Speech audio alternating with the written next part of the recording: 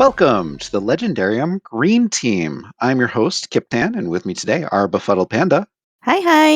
Little Red Book, Hello. and Seeker. Hi.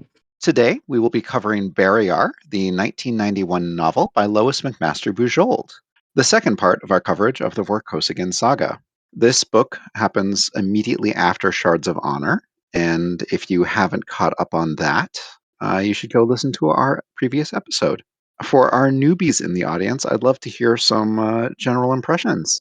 Go ahead, Panda. I went first last time. Well, I can see why this book won the Hugo for Best Novel that year. And the Locust. And the Locust.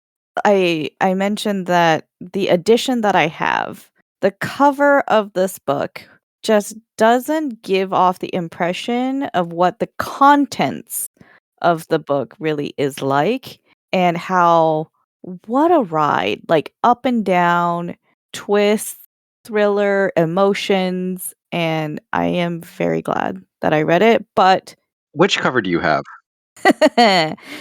it's a Bane cover from, let's see what year this is.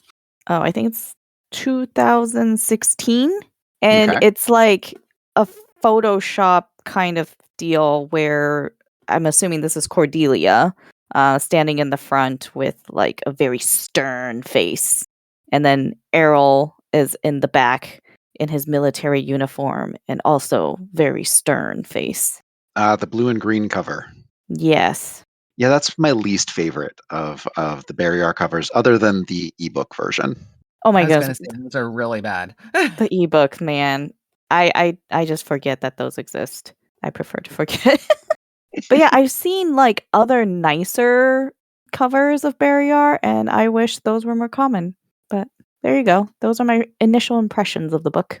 Yeah, I'm a fan of the Scott Murphy cover, but the one with the sword cane or sword stick is some people's favorites. Gotcha. We definitely have one person on the server who acknowledges no other cover. I definitely like the cover of the Sword Cane, but I haven't seen very many to compare it with. You should Google it. Like Yeah. there are so many terrible covers. Not that, and that's like not something I even care about, but the ebook covers are especially like They're like created by somebody coloring in paint or something, drawing in paint. I don't know. I mean, they look like puppets on strings, and it's just upsetting. It's very minimalist. Yes, it's minimalist diagrams. Yeah. Yeah, and I mean, and to make the Sword Cane the center of the book, that does not capture. I mean, it's such a minor thing. It's like if you're going to do an object, do an artificial womb.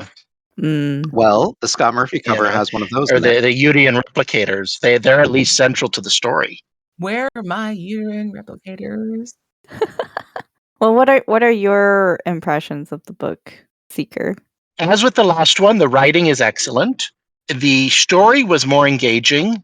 If I could custom design this story into my favorite, I'd focus on the political intrigue. I love when science fiction combines a high and low tech situation. So the whole adventure on the horses hiding in caves and stuff, while the high tech body scanners are trying to figure out where they are.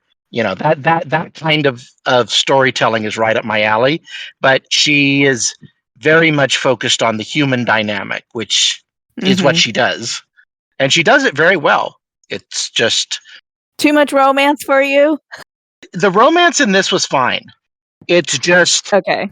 I don't even know how to explain it because it's just maybe I just don't understand a lot of the emotional storytelling she's using. Oh, interesting. Okay. Because it's very hard for me to connect with the characters.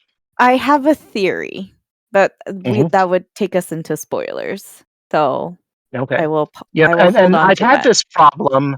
I mean, I really enjoyed the Penrick and Desdemona books, but because they were funny and they were lighthearted, and I didn't.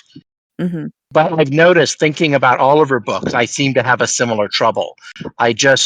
Something about the way she describes her characters is I just don't connect with them as well as, say, I did with Anne McCaffrey. Oh. Hmm. Okay. So Yeah, I would say so- I connect with her characters much more than I connect with Anne McCaffrey's characters. Um, Depends if Anne McCaffrey's writing a man or a woman. I don't like the way she writes any of her characters, although I enjoy the pulpy nature of those books. Like, I really do enjoy them, but I'm just like, anyway, we're getting off topic. Thinking back, her women stand out in my head, and not just from the Dragon books, but from the Unicorn Girl and her other novels as well. I don't like any of her men. They're all terrible. Yeah, even the good ones are a bit brutish and Yep. just kind of boneheaded. So could I just share my initial thoughts before we get Absolutely. into spoilers? Yeah, go ahead. I feel like this is, so you know how Brandon Sanderson does the interludes? I feel Yeah. like this is one book with the interlude of Aftermath. So Oh, you mean Oh. Shards of Honor and Barrayar Shards of Honor and together Barrayar. makes one book. Yes. yes. I feel like Cordelia's it's one book. Honor, and it is published. Yeah. Yes, right. And I feel like, not that you have to read Barrayar. If you don't like Shards of Honor, you won't like Barrayar. But what I'm saying is that I feel like this is one book, like what, 500 pages? Yeah, Which about. is short in fantasy Yeah. world. And I really feel like in order to appreciate Shards of Honor, you have to read Barrayar too. And we did. I And we don't think did. you have to, but I do highly recommend it. Was this book written after Shards of Honor? Yes, and published much later. Okay, because the Oh. audiobook has like a 20-minute, preview of the next book. And after hearing the preview, my first thought was that Barrayar must have been a prequel. It essentially Oh. was she worked on Shards of Honor, Barrayar, and Warrior's Apprentice all kind of at the same time. They were all in unpublished states before she published any of them, but she released them as Shards of Honor, Warrior's Apprentice, then Barrayar. Oh. Interesting. So it was intended to appear as a prequel Yes. rather than the second book in a trilogy. Yeah. That makes sense. The other thing I like about this book is it's political intrigue, and then it's a war story, and then it's a spy novel. And it does all three. And it's so fun the way she And does it. at times romantic comedy. Yes, there's a little bit of that. And none of those are in my elevator pitch. And throughout the entire book, feminist commentary. Oh my Yeah, there's goodness, that so too, much. Yes. From the doctor's office to the in-laws to political parties, all over the place. Yeah. Oh, yeah. If I didn't know the gender of the author, I would have guessed that it was a female author. It is very, very much there. Yeah, that's definite. Which is not, I'm not dissing or criticizing. It's actually been really refreshing for me. And we'll get into it in the spoilers, but like the amount of representation of different kinds of female experiences is very nice. Yeah. And the part where the I can doctor see that. sees her and his sole recommendation is you should start an exercise program. Slap. Oh my gosh. But I also really like, there's a lot of different types of male characters too. Like and man, Errol's dad. But the point is that I think all of her characters are really well-rounded, and they express a wide variety of types of people. Yeah. Male and female. And I like how she deals with how society kind of forms those characters. I would push back a little bit on this book containing a wide variety of people because it simply doesn't contain very many people. Well, fair enough. I mean, maybe not like a epic It contains a kind of judicious cast. cross-section, but I would not say necessarily a wide range. But that's equivalent semantics. I think it's relative. So when was this book released? 1991. Originally, yeah, 91. Okay. I mean, my comment here would have been more applicable if it were released in 81, but it's like it's written through the lens of someone who experienced the social shift from, say, 68 to 1980. And I don't know how many of you are into old sitcoms, but when you watch them, it's really fascinating to watch the social commentary, because sitcoms are half social commentary Yeah. throughout that era, and how the role of women changed, the assumption of who works and when, race jokes, all of it, the way the patterns ebb and flow, and what's acceptable in one decade is considered hate speech in another, although that word, it wasn't invented then, but Well, she was born in 1949. so she would have seen it. She would have She lived would through have. it then. Yeah, for sure. Just 2 years younger than my mom would have been if she was still alive. Do we know, like, I'm assuming Bujold is a mother, or at least was a mother? She I'm has pretty kids? sure she was. She has a I'm pretty child. sure. Okay. She has a daughter. That makes very much sense, considering the level of emotional engagement that she puts into her character, concerning motherhood and pregnancy and all of that. Yeah. Well, one of the quotes I was thinking about is she talks about that strange double life you have when you're pregnant, and that really is true. It's when you're pregnant, it's you're one person and two persons. I know Yeah. that sounds weird, but like this other being inside you that is like doing its own thing. It's kicking you Right. and turning over. Like you can actually feel the baby turn over when it turns over. Mhm. And one time I was sitting with a book on my belly, and number one son rolled over and the book went like it waved as he rolled Oh, over. wow. And he would punch me because he was head down at this point in the bladder, and all of a sudden I was like, oh my gosh, I have to go to the bathroom right now. And it was just like a weird thing, and it was kind of cool, even though I didn't really like being pregnant. I actually Sure. really hated being pregnant, but yeah, it is a strange double existence. An experience I am forever glad I will never have to be subjected to. Just wait until you think about labor. Yeah, I'm good. I've watched those menstrual cramp simulators and went, okay. Yeah. I'm like, so when my mom was a nurse and she was working on the maternity ward, and this poor lady who had like 8 children already, and mom's like, how are you doing?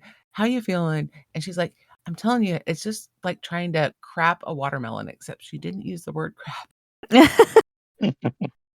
Anyhow, we're I'm sorry. I mean, it's relevant to the book. Yeah. It is. Yeah. Although she did not have to birth a watermelon, but Yeah. She spends half a chapter talking about the discomforts of being pregnant. So, Yeah. Yep. Are we going to spoilers now? I think we should. I have a short recap that I've written. Okay. This is the second half of what you might consider a background prequel to the Miles Vorkosigan Saga. It's the story of a pregnancy interwoven with an insurrection. Cordelia begins to learn what being co-regent is about, from assassination attempts to the duty of hiding from a regicidal coup in the backwoods. Leading a commando raid into the seat of imperial power to rescue her unborn child was her own decision, as was beheading the usurper and carrying him back in a shoe bag. A very expensive women's clothier shoe bag. Very exclusive. Yes. Waterproof. Yes, actually. As all good things should be. So we get a few new characters in this book, and I'd like to hear reactions to them. Most notably among them, for my sake, is Drew. I love her. We just have this lovely, strong woman who's a strong woman in a different way than Cordelia is a strong woman. And she's so vulnerable, and because she's in the society that kind of rejects who she is. And Cordelia is there to midwife her along in her journey. I always kind of picture her as Gertrude from something. 7 foot tall German. Oh, with the blonde hair and the blue eyes. Well, I didn't get that far, but yes, essentially. You went German. I went Swedish. Yeah, I That did could too. work too. Yeah. Well, they're all Germanic. Yeah. Fine. Wait, I didn't listen to much of the audiobook, mostly because like I can't do the Grover Gardner's Cordelia voice. I just found him very monotone. But is it Drew or Drow? Drew Shnikovi, so Drew. Drew. Okay. Yeah, Okay. yeah. Drushnakov. So this will actually be Russian. Yeah, that's like Russian Cyrillic. Yep. Barrayar has strong Slavic Russian roots to it. Mm-hmm. Yeah, Drusnakovia. It's like, yeah, you don't get more Russian than that. But yeah. I like imagining Vor in a Russian accent. Vor. I mean, she was introduced in Shards of Honor, just not really fleshed out as much. Oh God, that would be hilarious. Hearing the audiobook with the grandfather's tirades all spoken in a thick Russian accent. Oi. Unfortunately not. And they're Piotr. not a Russian Yeah, accent. no. The Russian accent is not something that Grover Gardner brings to the table. No. No, but it would be hilarious if somebody did it. It Yeah. absolutely would be. What it brings is a very relaxing voice that is easy to fall asleep to. And I don't mean that as an insult. Like literally, I will turn on. Yeah, it's books also, that I he don't know if it's narrates. just my copy or what, but my volume is super low. I have to turn it way up just to hear him. Yeah. I will give the audiobook a try when it becomes like Miles is the main character, but for me, he just sounds boring. And like I need to be awake. I need to consume these books because this is my first time reading them. So I need to know what's going on. Read them. Read them with your eyes. That's totally fine. That is what I do. Yes. I approve.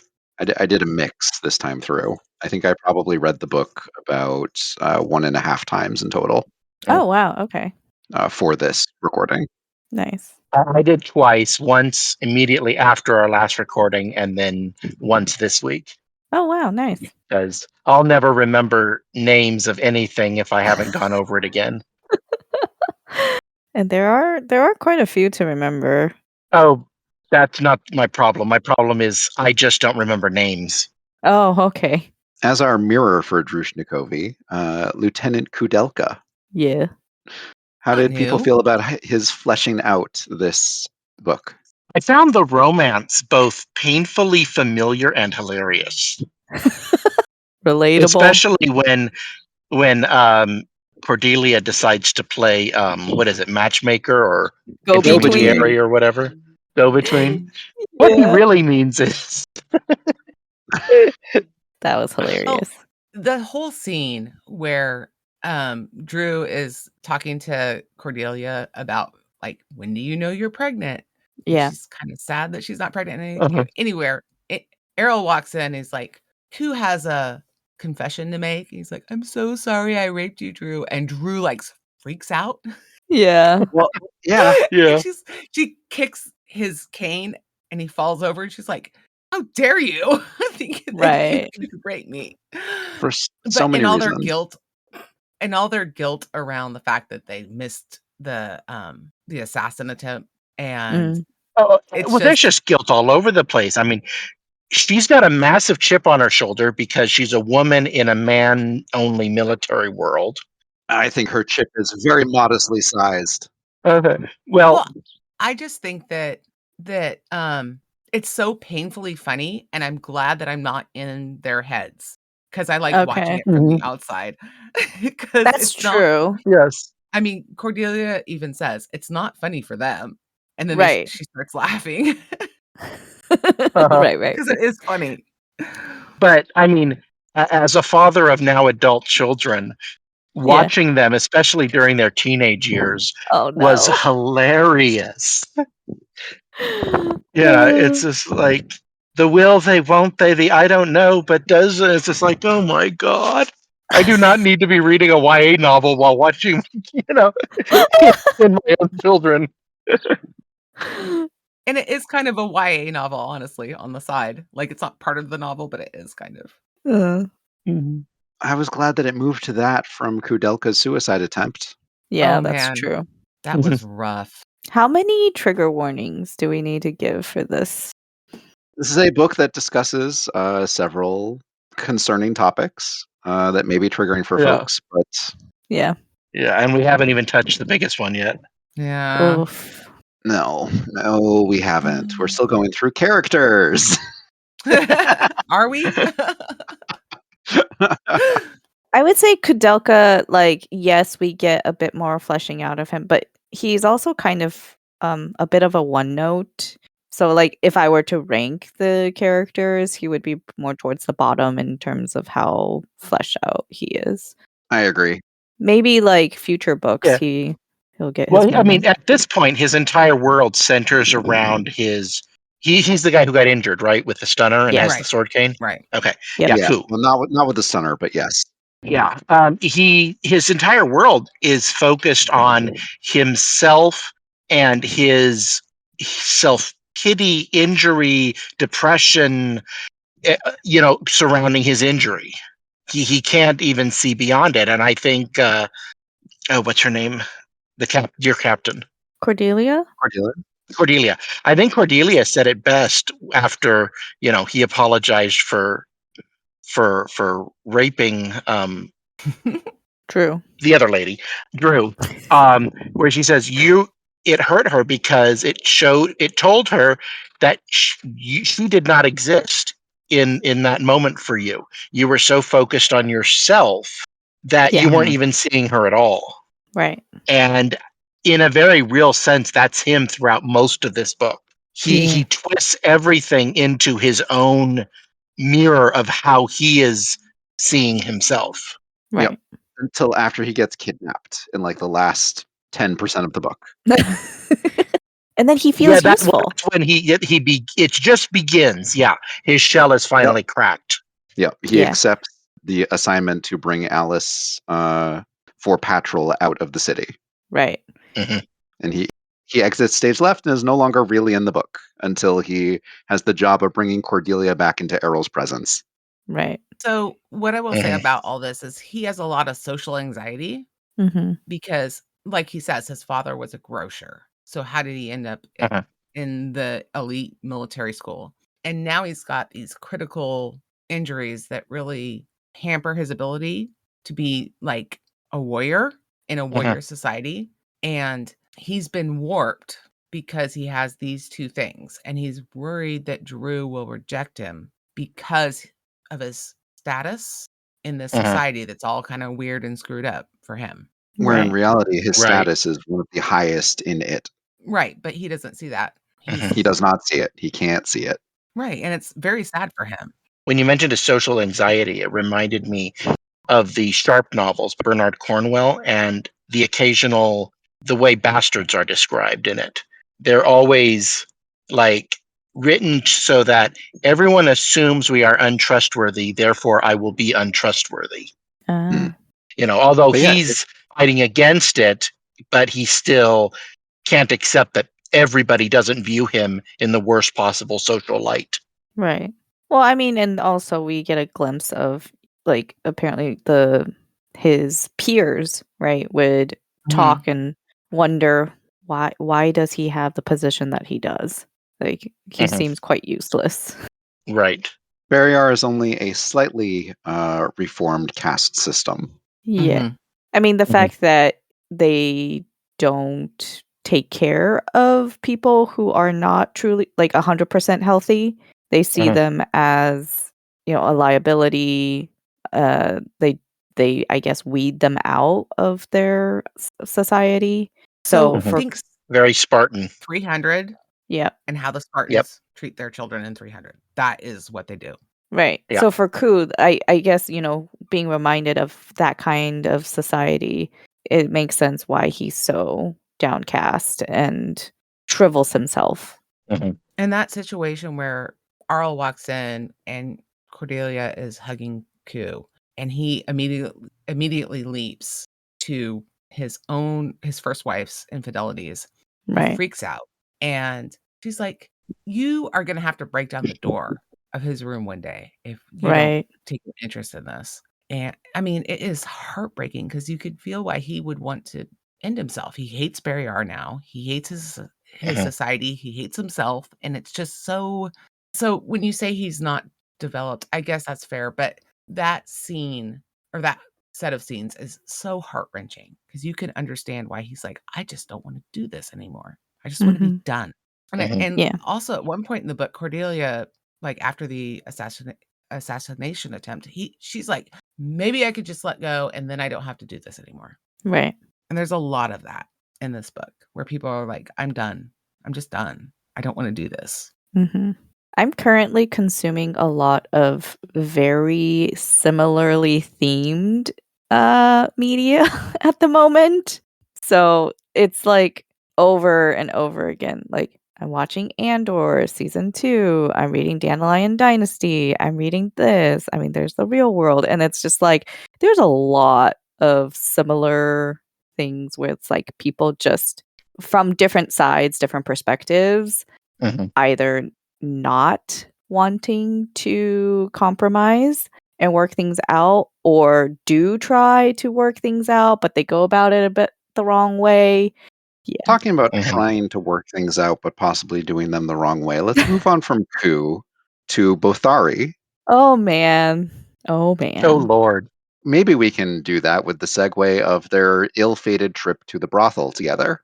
Oh dear. That was like both. I guess like Bujold is pretty good with using one scene and just melding different experiences and themes and emotions in that one scene. So it's like it's both funny, embarrassing, but also like scary because they get jumped. Well, she also has a way of letting you know how twisted Bothari is without getting graphic. Yeah. Yeah, like he likes this one hooker because she doesn't make a noise. Right. Which actually, okay, talking about, yes, sometimes Bujold is like really obvious with what she's trying to convey, but then at times she's quite subtle. And those subtle things, like the discussions that we have here, I think discussing those subtle things are what's really rewarding. The fact that he likes the woman because she doesn't make a noise, if you can infer, like, okay, from his experience with Vorutier, right? Where he was made to torture women. He prefers the quiet ones because then he doesn't. Or is it Vorutier? Something I think like the that. audiobook says Vorutier. The very terrible for. You can like, okay, I can understand why he likes the quiet ones. And one of the subtle things is that we never get any descriptions of what Prince Serg's predilections were. We just know he's worse than Vorutier. We saw Vorutier. Yeah. And we get some pretty, in the Shards of Honor, some pretty good indications of what that dude's proclivities were. Yeah, never like really explicit. But never him alone. Never just him. Right. No. He likes to have freakouts, shall we say. Yeah. But that whole point where Errol says, I see you've been reading the Marquis de Sade again is another really subtle. I don't know if that's subtle. I don't know it. I mean, where it's you don't where, know it's Marquis de the Sade? word sadism comes from. Never heard of it. Oh, didn't know. Yeah, but when I say it's subtle, he doesn't go into explaining it. Yeah, he just says it. None of her books are really graphic. Maybe true. I guess maybe the sharing knife is kind of graphic in a couple spots, but generally speaking, I was thinking of is it Mirror Dance? Maybe. Yeah, that has some graphic parts of it. Yeah, mostly Fade to Black is my point. Mostly Fade to Black, but yeah. Gotcha. But the whole time, like, because we're never told explicitly, like, why Bothari took Ku to the brothel. But I was just thinking, oh, he just wants to learn how to dance. He just wants to practice how to dance. Then his plan was dancing terrible. is one word for it. Horizontal mambo. We get the scene, right, with him and Drew trying to dance and, getting interrupted. Yeah, but as Cordelia infers, it was to see if certain pieces of anatomy could still function. Right. I like And then that. it's so funny because he's like he spent like all the time chatting up The lady. and the lady actually was like, "No, I could have had 4 other chat ups. In this So time. you actually owe me more money." You owe me for time, no matter what I do. Right. Yeah. I mean, that makes sense. I I mean, it really does. thought he just wanted to She's a learn how to businesswoman. dance. Are you serious? Yes. Oh my gosh, no, Cordelia even Oh my says, God, well, he's Panda. probably in love and he wants to see if things could work out. Oh. Well, I knew the in love part. I just thought he wanted to learn how to dance. She's like, you mean- don't need to test something if you don't intend to use it. Was Mm, Cordelia's Yes. line. fair. Oh my gosh, fair. I can't Okay. believe, Panda, that you didn't get that. You know, That's maybe I'm funny. just really innocent. Mm-hmm. I think it just Yeah, flew over your no, head. and she brought out the full menu of her entertainments, and Right? And Which he's totally like freaking freaked out. him He's like, out. I just wanna I wanna learn how to waltz. I don't need to learn how to do the tango. That- Okay, we were supposed to be talking about Bathari. Well, I was gonna say, let's talk about, oh yeah. Do I you mean, have I think sympathy the for idea this that guy? Bathari's idea of a respectable brothel is one of the seediest in the area. But Mhm. that's because he's familiar with it. It's where he came from. We Yeah, find out with that like- this Well, in brothel environment is where he grew up. I see a lot of parallels between both Thari and what's his name from The Expanse? Amos. Amos. And there are Yes. so many parallels. Yes, there are. Yeah, You know, Amos is I down agree. to her even coveted. modeling, choosing a person upon which to model their own actions. Yep. They each have a moral anchor. Mm. Though Amos never went through memory aversion therapy. No, that's a unique. Yeah, which severely messes Bathari up. Right, because he's like, I keep being told I'm a hero, but I can't remember what made me Mhm. actually heroic. And Cordelia, her righteous anger that they had removed the scene where He saved her life. he saved her life. Mm-hmm. They had stolen that from him. And Yeah. yeah.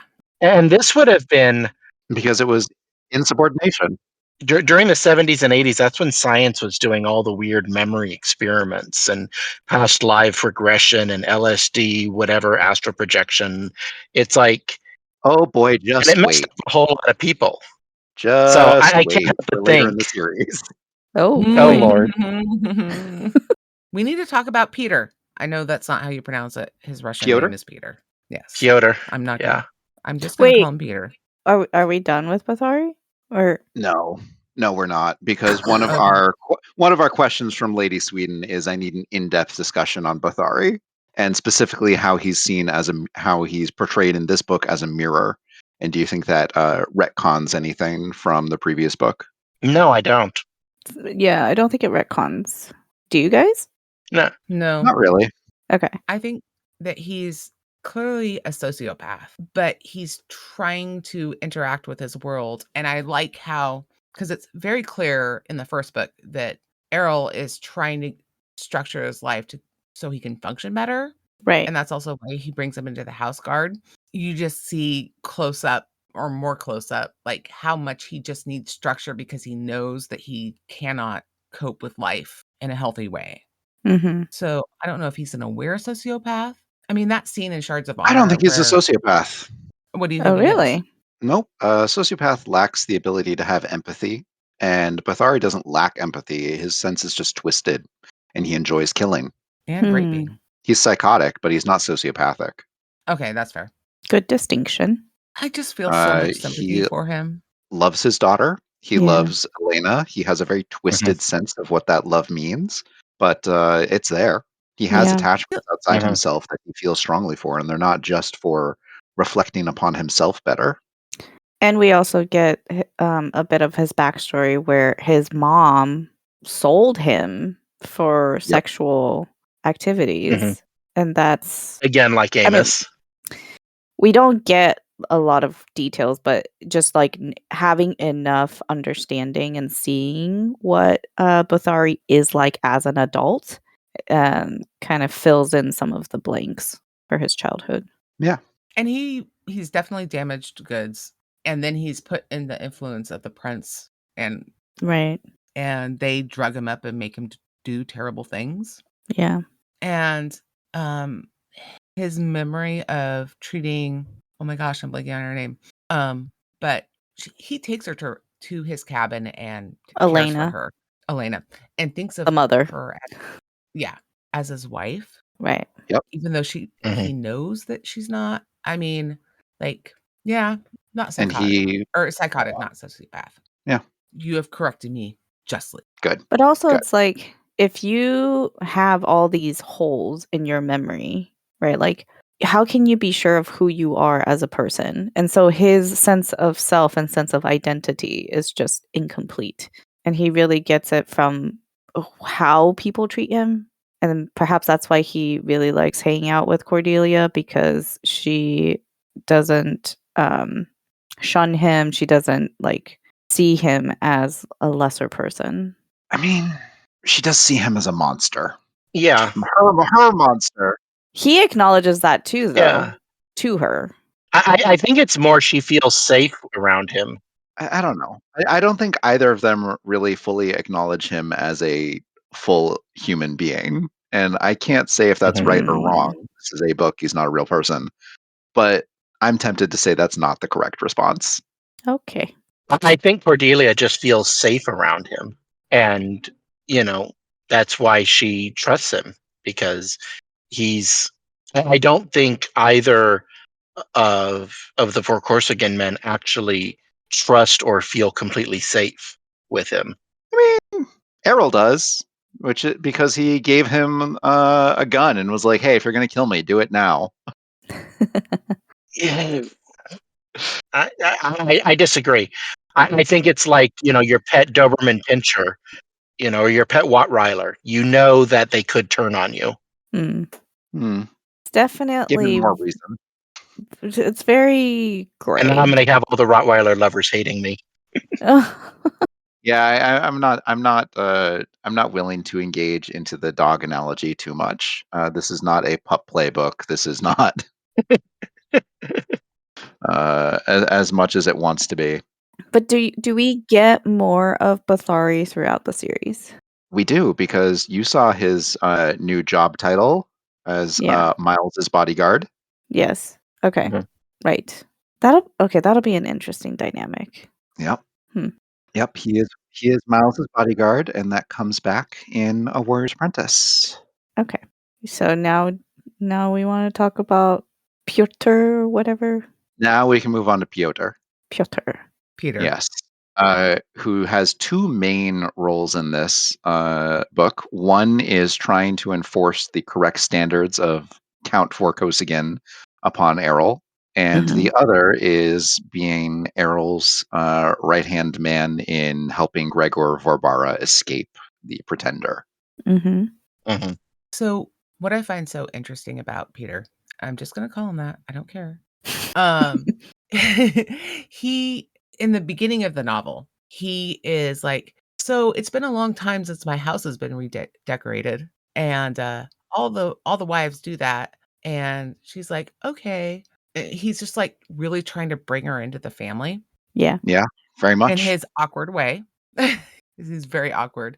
And then you have the assassination attempt, and he actively tries to shut down the uterine replicator because of gene contamination. He doesn't seem to be able to understand the difference between genetic issues, and which is so Barrayar has a whole lot of he understands. He doesn't care. Well, maybe. Yeah. He won't grow up looking perfect, therefore mutant. Right. But then he just instantly turns on a dime when the war starts.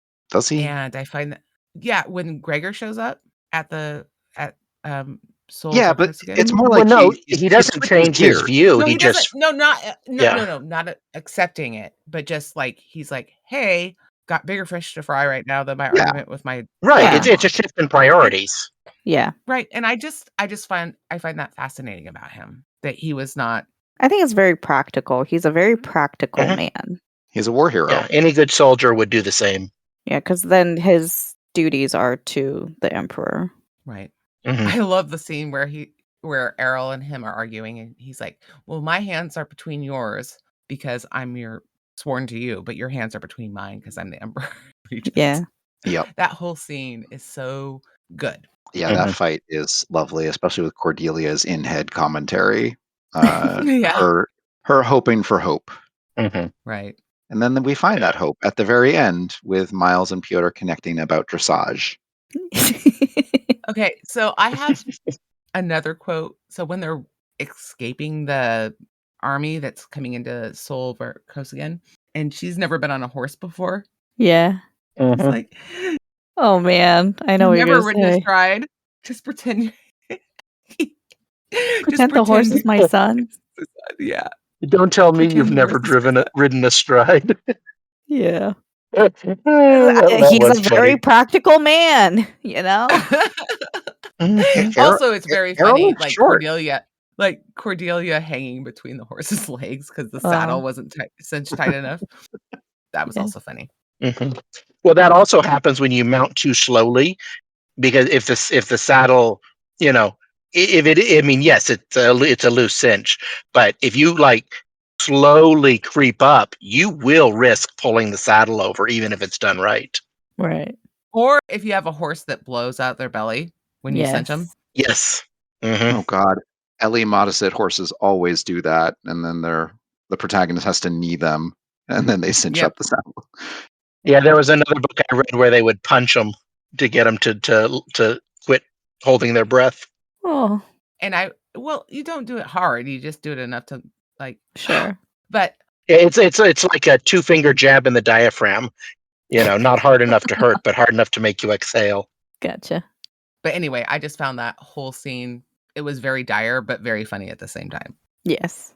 Mhm. Yeah, and that's something that I've noticed she's really good at Yeah. is Her entire horse commentary is hilarious, especially for anyone who's actually been on a horse. Yes, but I do love the switch, the immediate switch from the personal familial fight to the we must protect the emperor. yeah, Mhm. getting down to business. Mhm. Yeah, it really it shows the Setagandan rebellion side of the Vorkosigan family. Mhm. It shows that this is not their first rodeo with guerrilla warfare. This is not their first time to retreat up into the Dendari Mountains. This is They not the have a first time plan. they've had to hide from a technologically superior foe. Mhm. Yeah. Though I do notice that the drone usage in this book is nowhere near what it might be if it was written in a more modern era. Sure. Yeah. No, absolutely. It's still stuck in a time where heavier than air flying equipment is large. Right. Mhm. But that's okay. I'm okay Which with It's that. fine. Yeah. Absolutely fine. I mean, Asimov never figured out micronite, transistors. No, So- never really. No, he eventually did. He was writing When late they enough actually that became reality, yes. he had to go back into his Foundation universe and rewrite all the computers. Oh, wow. Yeah. What was it? Omni? No, Multivac was the size of a planet in some of his stories. Yes. Yes. I guess what I'll say about Piotr is that he's very much a man of his generation, a man of his society. And he's a man obsessed with face. Yes. Mhm. And he continues arguments long past the point where he realizes he's losing and is making illogical ones. He doesn't know how to say I'm sorry. He does not know how to say I'm sorry, or I was wrong, or you're right. Which is very common amongst what you might call the honor culture societies. Sure. Scene where we were talking about the fight where he's like, well, you have to give me back your money. And Errol's like, that's okay. And you have to Mhm. move out. And he's like, well, that's okay too. Ilvin wants me to move out anyway. And he He's like, just oh, you keeps- do put on airs. He's like, no, Yeah. someone on my pension can't afford to continue living, can't afford to turn down free housing. Right, exactly. It's like, Mhm. you're the one that's making me do this.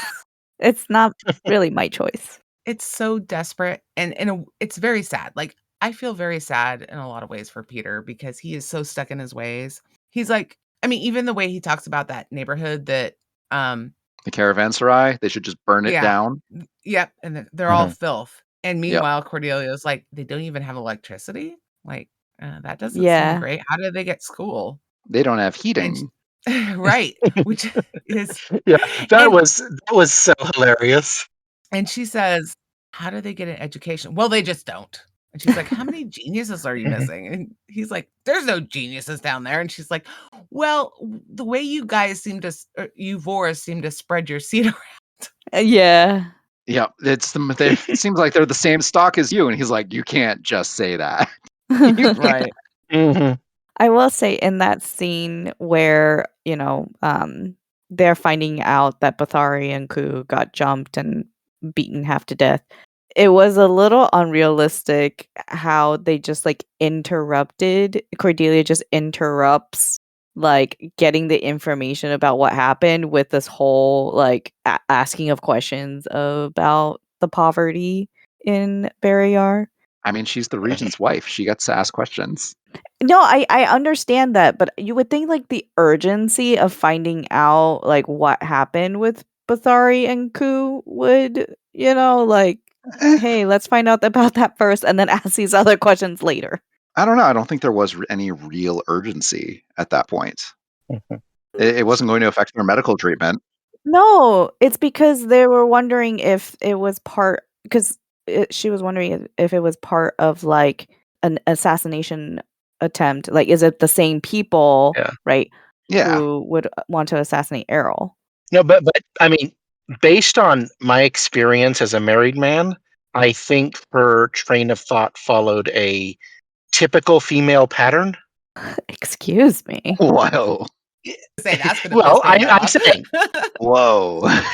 yeah, it's the rather than following the path of objectives, it followed the path of people.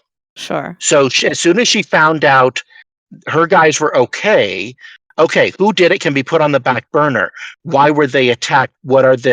In what circumstances are these people living in? Mhm. And it's like, this is something that I'm starting to realize between me and my wife. We both read a lot of news, but for her, a hurricane that wipes out a harbor in Latin America is a big deal. Mm. For me, a trade deal with China is a big deal. Mm. And it's just the way we prioritize data is completely different. And hers is focused on how circumstances directly affect individuals. And I'm more socioeconomic big picture. Fair. I mean, that's fair. I would say that the way I would put it is that women are relational and men are more mechanical. Objective oriented. Objective, sure. Well, I The mean, only thing somebody said it, women care about people, men care about things, Mm. which obviously is not 100% true, but, Yes, right, you know. exactly. It's a generalization. That's what I would say. But I Mhm. don't think it's inorganic because I agree with Seeker. Like once she found out that her guys were okay and okay, we can't do anything about who did it, and she starts hearing all this stuff, and she's like, "Wait a minute." I mean, Yeah. and To also me, it was more of like, hey, I'm gonna give you some world building in the middle of this like more urgent situation. I mean, that's fair. Sure. I mean, that's a fair critique. I really do think that. Mhm. And but But it was world building that brought up the setting for the later part of the novel. Yeah. Sure. right. Mhm. And for me, it felt natural. Okay. And I also think that like her like it also kind of puts a spotlight on her total lack of understanding Barrayar culture because she's like, you mean not everybody has like a compad? Like Right. that's like in the Mhm. Constitution. I know. Everybody's just looking at I find it interesting in that her like trying to learn Barrayar culture throughout this book just fascinating. It again builds up the contrast between Beta Colony and Barrayar, where Beta Colony is a giant desert which requires advanced life support infrastructure in order to host anybody at all Mm. on it. because the place it's so hot that human habitation is just impossible without technological assistance. There's barely an atmosphere. Metals start to melt on the surface. It's not survivable. And Barrayar has a fully habitable, oxygenated atmosphere with seasons. Maybe it's a little cold, fine, but but in general, it's human temperate conditions, and she sees it as Right. just a natural wealth, and Yeah. finds it hard to understand how simply someone can live just on wooden architecture. I don't think that we can trust Cordelia's deciding that it is cold. Just Okay. because Well. she's used to a really, really hot world where you can't survive outside. So Sure. maybe Well, she's used to 75 living in a degrees is completely cold. temperature-controlled environment. Right. I mean, Well, fair enough. I view Barrayar as a bit like Maine. Some people call our state cold. I think it's fine. That's what I'm saying. I'm saying it's an acclamation. Sure. But by global standards, it's a little cold. Mhm. This brings me to an interesting social critique that I have between Barrayar and Baden uh, colony. Beta Colony. Yeah, is okay, on Beta Colony. They do everything they can to save a life that is existing. Mhm. Okay, so there's no abortion because there are no unplanned pregnancies. You have to get a license just to have a baby. And if you are completely brain dead, they'll still keep you alive because that's what they do.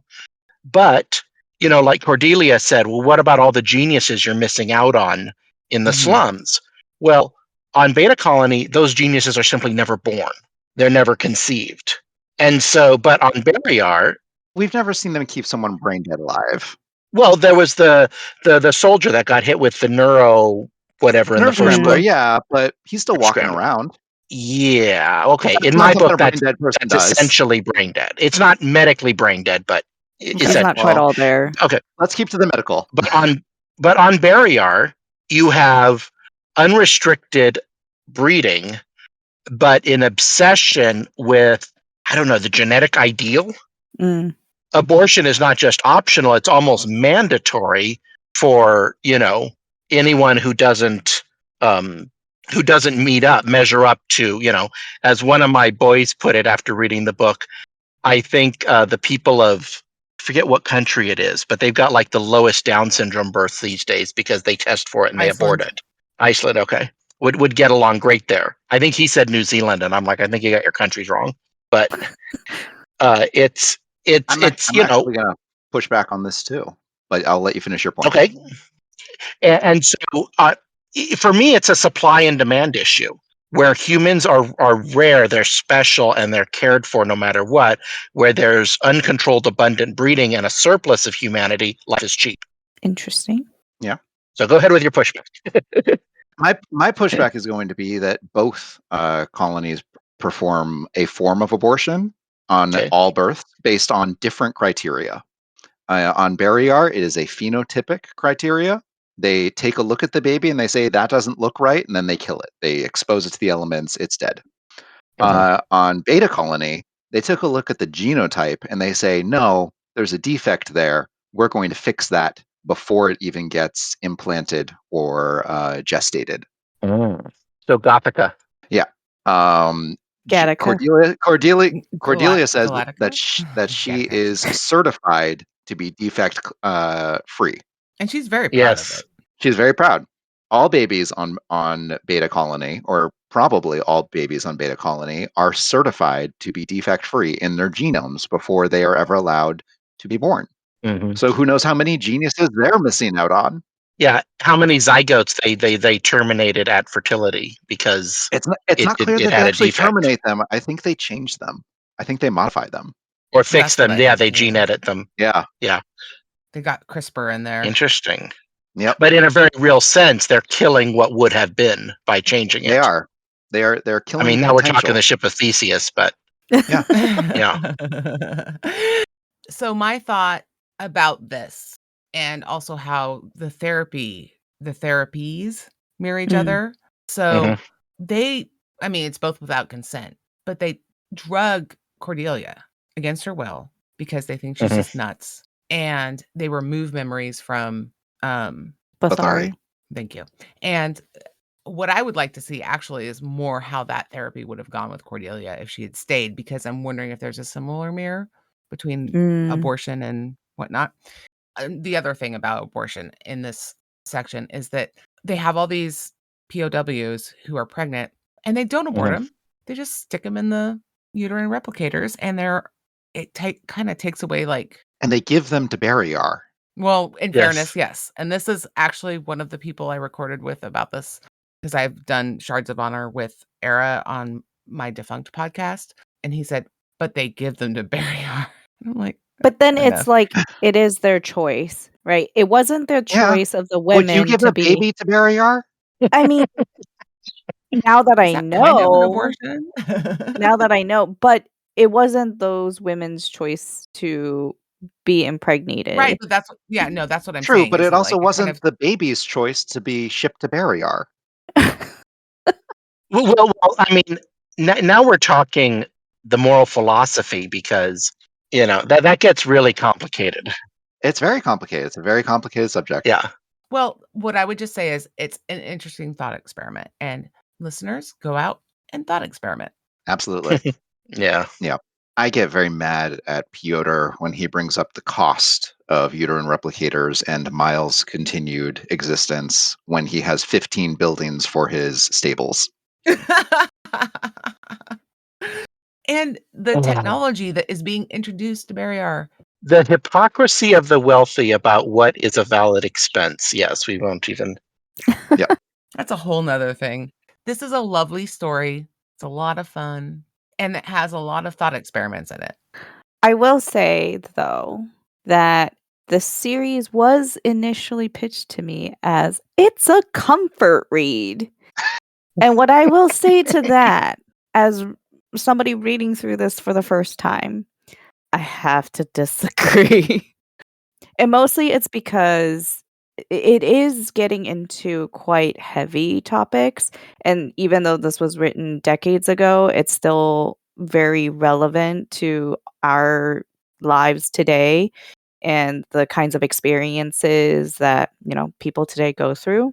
And it's quite dark at times. I mean, we've already talked about several of the heavy, dark, and controversial topics at times. For somebody who doesn't know how the story will end, or how an arc will end, or how a character will go, it's not quite a comfort read. But I can see, how on a reread, once you know how things are going to go, because of the character work, because of how close and you start really caring about the characters, rereading it would be like visiting an old friend. So just want to put that out there. Quite a bit of death and disfigurement in this series. Great. I mean, some of my favorite books have a lot of death and disfigurement. It's definitely more comfortable on a second read once you know how the thriller ends, but it's definitely not cozy fantasy. It's not. No. There's some very heavy subject matter that it's inviting you to think deeply about. Yeah. I think a nice segue from the uterine replicator talk is Doctors Henri and Vaughan, who we have not talked about at all yet in this episode. Vaughan is a totally new character in this book. Yep. How do people like him? I appreciate that we get Cordelia's perspective of him. Mm-hmm. Cordelia's perspective of him helps me appreciate Vaughan, rather than just seeing him as like this sterile, like career-driven man. Academic career-driven To me, man. he's essentially a mad scientist. Essentially, yeah. He's a weaponized biochemist. Yeah. Yeah. He's a bioweapon specialist. Sorry, that's the word I was searching for. Yeah. I just love the fact that he finds this surgeon that he bullies into doing surgery. Who's also his best friend. I don't know if he was best friends or if he was just like intimidated by this, as you say, mad scientist. I don't remember how much more we get of him, but I just love that Cordelia is willing to take the risk. Like, maybe Mhm. baby will die. Maybe he won't. Let's give it a try. And she knows the carrots for Vaughan. I mean, when there's like absolute no chance, right? And then you get a sliver of a chance. Like, why would you not take that sliver of a chance? Well, we've already covered the expense issue. Oh my goodness. Well, but we also know that Barrayar is playing catch up with the universe, and they better They are. freaking catch up soon. Mhm. And this is a way to advance technology. Yep. Yep. Which is the scientist argument. Right. Right. But I mean, she's also thinking how many other babies could be saved if this, whether or not this works out. I don't think she is. I think that's a justification. Yeah. I think she is just bound and determined to save the life of her child. I think she's never seen human life so cheap before, and it has traumatized her. And she absolutely refuses to let her child die. And she has never asked Errol for anything. And the only thing that she asks him for is the life of her child. You know, and in the end, she even admits that she's a bit irrational and going a bit crazy, and she didn't even really expect to make it out again. Yeah, at the end, she's like, I didn't really plan for an escape from the Imperial residence. I just feel like human beings wouldn't be human if they were completely rational. Oh no, we'd be Vulcan. Sure. Yeah. And she recognizes that at a couple points. Yeah, she does. Yeah. She's like, I've gone too far, but I'm going to keep going. Yeah, no, she's extremely human. And she's also afraid because you find out that whatever the gas was. Soul toxin. Yeah. It's not real, so we don't have to remember the name. Hey. That Errol may be sterile. Right. And she may never have another chance, at least on Barrayar. Yeah. Mm-hmm. Yeah. Because on Beta Colony, all you need is 2 somatic cells. Apparently. Right. Yep. Like my little finger and your big toe, if that's all I could scrape up off the floor. Yeah. In real life, that is all you actually need. But in order to inherit, it has to be, Uh, There's so some on and tech so forth. involved that we don't have. We do actually it have reminded it. me a little of the Bene Gesserit, and their all breeding has to be done the old-fashioned way. Yes. Yes. It was very royal rules of succession. Yes. I was going to say, it's still like that in England. Like, the woman and man must conceive naturally and the woman must give birth from her own body. Like, that's literally the law in England right now. And that's because of my weird obsession with Meghan Markle that I know that. I see. It's so fun. It's like Jerry Springer with class. It's amazing. I will be very interested to see how that English royal law is in 1,000 years. You won't be here to see it. Who says? Who says? I could get on a spaceship. He's gonna upload his brain into a computer because I could get frozen in ice like Captain America. Come on. Oh, right. Okay. Yes. I'm sorry. Wow. We've gone off the rails again. Whoever listens to our podcast 1,000 years from now can answer it for themselves, dear listeners. That's kind of weird to think about. Yeah. Well, presumably they don't need observers in the bedchamber anymore. No, they don't. Well, maybe they've come back. Maybe there's AI observers in the bedchamber now in royal residences in 1,000 years. Oh, dear. Maybe the house watches. Well, yeah. Maybe Buckingham The Palace. house already watches at a lot of people's homes, and it really creeps me out. Yeah. Who knew? All we needed was for everyone to accept Big Brother was to make us pay for it. Maybe Buckingham Palace will watch and give advice. I don't know. Hey, Buckingham Palace. Who's at the door?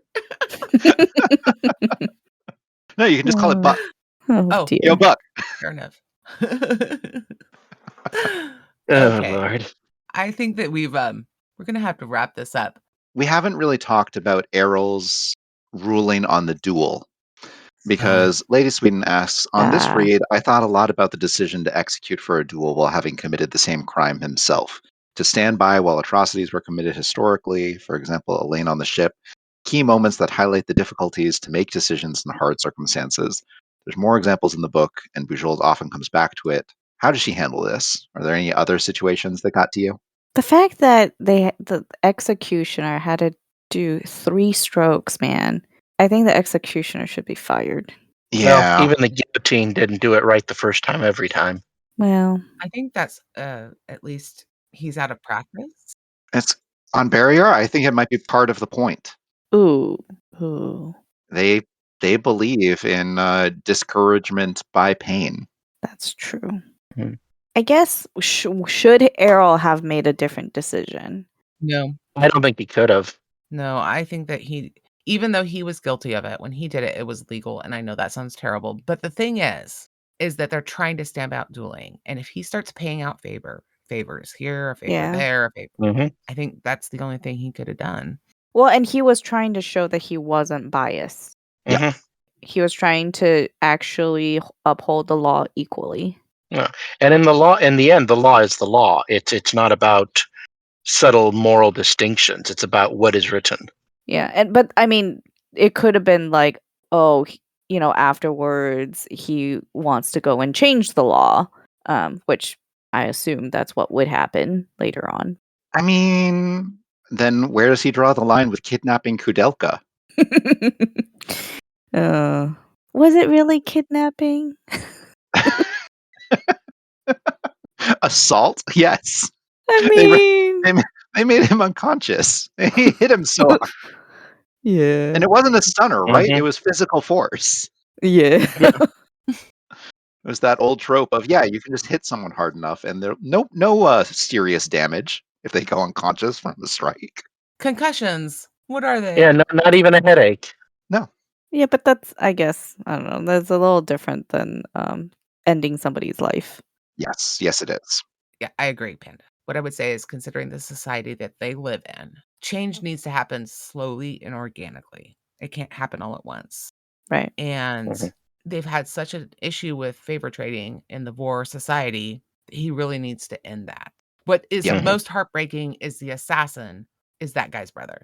Right. Yeah. Was his brother And or his father? his brother. Brother.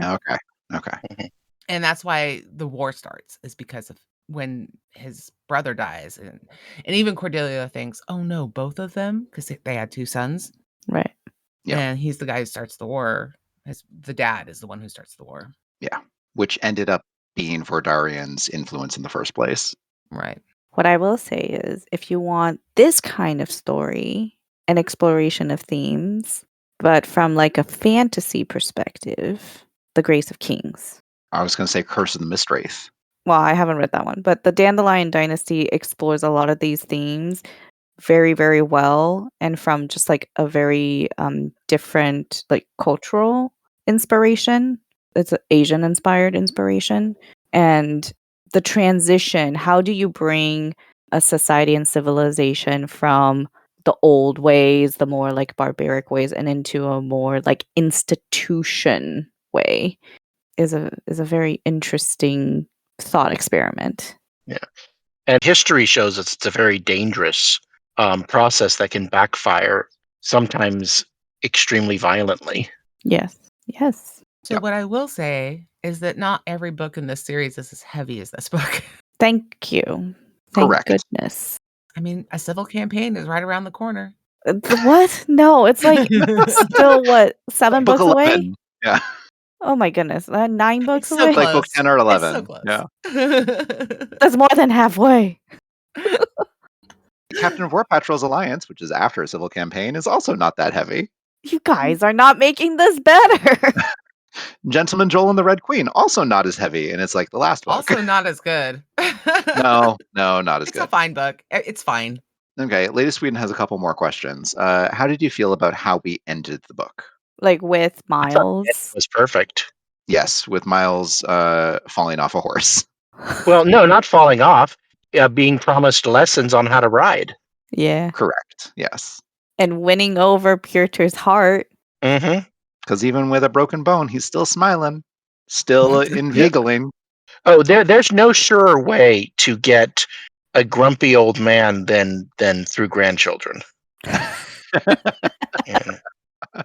My grandparents on my father's side were Reformed Jewish and disowned him when he converted to Christianity. Oh wow. Refused to talk to him until he had grandkids. Then all of a sudden, we were old friends again. It do be like that sometimes. Yeah. Okay. Some final questions from Lady Sweden. After the first 2 books, how do our newbies feel about the start? And how does it feel that we have a POV shift in the next book? And then let's combine that with what does Green Team's plan look like from here? And will we get more episodes and when? I think this was a good start to the series, even though, yes, there will be a main character shift. But I'm assuming we're not just going to not get any more Cordelia in the series, right? She does not disappear, but we do not get her point of view again for a while. Okay, that's fine. I mean, Miles seems well, okay, I will say I'm a little hesitant. It depends, but like I also trust Bujold to write characters well. I don't know. I'm a little cautious of how I will like Miles as a character, especially as a younger character. That's all. Okay. Seeker? I've experienced POV shifts in longer series before, so I just kind of go with the flow on it. Nice. I'm excited to see both of your reactions to Miles from now on. Me too. It's going to be amazing. Yeah. I mean, he is a charmer, so He is a charmer with all the pros and cons that comes with that. Yeah. That's a charmer and a negotiator and a person who does not hold back because of personal risk. yeah, that's true. And considering Yeah. his medical condition. Mm-hmm. Fragile bones. Fragile bones. Fragile bones. I don't want to prejudice them either, Red. It's just so good, guys. I love Miles. I believe you. I mean, so far, I'm not disappointed. Okay. It's just a lot. It was very heavy. Yes. Yes. Yeah. And I'm going to go read some popcorn candy kind of book later. Okay. Well, I'm reading Jane Austen right now, so. Well, I need something even lighter than that. I'm reading a song for Arbonne and Soulsmith against my better judgment. Oh. You're reading Soulsmith? Luckily, I think I'm going to be done with it in about 3 hours total, so that's fine. Okay. So what are we doing next? Warrior's Apprentice. Okay. Warrior's Apprentice. And how long a break do you think you need, Panda? Oy. Oh, because that one's pretty heavy too, but it's really. We can discuss it on the server. It's really funny how I can remember like Ard Mayhew's full name, but Who for that? some reason no other characters' names from that book. He's a pilot okay. from the next book, but like Okay. We'll figure it. I think does that make sense? What's the one after Warrior's Apprentice? I forget. Does it make sense to do like 2 books fairly quick? I want to say, is it Mountains of Mystery or whatever that one is? It's not Mountains of Mystery, but Mourning? That's a short story. Maybe we could do that next because it's between. Isn't it between? That's only a hard topic. Oh, that's true. I mean, it's fine. Never mind. Whatever order makes sense. Apparently, the book written after A Warrior's Apprentice is Ethan of Athos, and that one is. Perfect. That's not a heavy lift. That one is just It's not a heavy lift. No, it is one of the first ones she wrote. Perfect. All right. So Warrior's Apprentice and then Ethan of Athos. Yes. I'm fine All with right. it. Sounds like I a wasn't plan. even sure we were going to cover Ethan of Athos, but I did hope. We're doing it. We said it now. Okay, let's do it. Let's do it. We'll post on Discord when we'll get to them. So if you want to read along with us and then, contribute to the questions when we do record, check out the Legendarium Discord. Oh boy, Ethan, we're going to have talks. We're going to have talks about the planet of all men. Thank you for joining us. This has been the Legendarium Green Team. Our intro and outro music is Galactic Damages by the Jingle Punks. Thank you, Craig, for loaning us this corner of your media empire. Thank you, Horizon Brave, for getting this all started. And thank you, Panda, Red, and Seeker for joining me on this Vorkosigan journey. Bye. Bye. Yeah. Bye.